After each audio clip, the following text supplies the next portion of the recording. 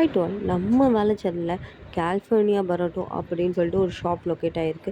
நிறைய பேர் கண்டிப்பாக நோட்டீஸ் பண்ணியிருக்கீங்க. உள்ளே என்ன தான் இருக்குன்னு வாங்க பார்க்கலாம். வாய்ஸ் கொடுக்க தான் போகிறேன். ஸோ இந்த ஷாப்பில் நான் இதெல்லாம் வந்து பார்த்தீங்கன்னா ஃபர்ஸ்ட் டைம் வந்திருக்கேன். என்னோட ஃப்ரெண்டோட வந்திருக்கேன்.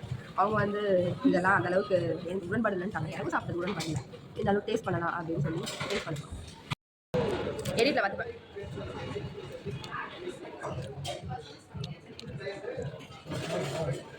அப்பளத்தில் வந்து கோஸு அப்படியே ஒரு குழம்பு வச்சு தராங்க. அதுக்கு 100 ரூபா வாங்குறாங்க. அதை வாங்குறதுக்கு இவ்வளோ கூட்டம் வரேன். இந்த கடையிலே வச்சு தான் சொல்கிறேன். ஆனால் ஏன் இவ்வளோ கூட்டம் வருதுன்னு தெரியலங்க. ஆனால் செம கூட்டங்க.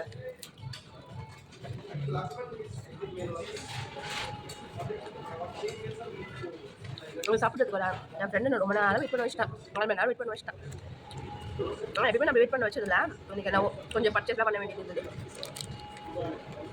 இதை வாங்கிறதுக்கு இவ்வளோ கூட்டம் அப்படின்ற மாதிரி தான் எனக்கு இருக்குது. நீங்கள் இதை சாப்பிட்டுருந்தீங்க அப்படின்ற பட்சத்தில் உங்களுக்கு எப்படி இருக்குதுன்றதை கமெண்ட் பண்ணுங்கள். இந்த கிட்ட சமையல் இருக்குன்னு நினைக்கிறேன். சீரியஸாக அந்த ஹால் லெவலில் இருக்குன்னு நினைக்கிறேன்.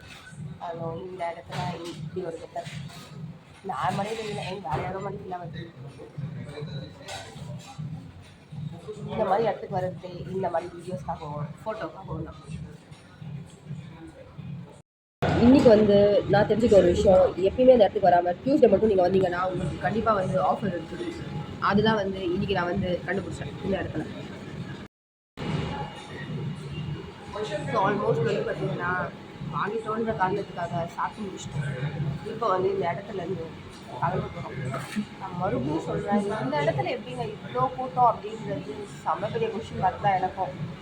இவ்வளோ பேர் சாப்பிட்றாங்க. இதில் வேறு ஹானஸ்ட்லி குட் ஃபுட் அப்படின்னு சொல்லிட்டு போர்டு வேறு அவ்வளோ பெருசாக.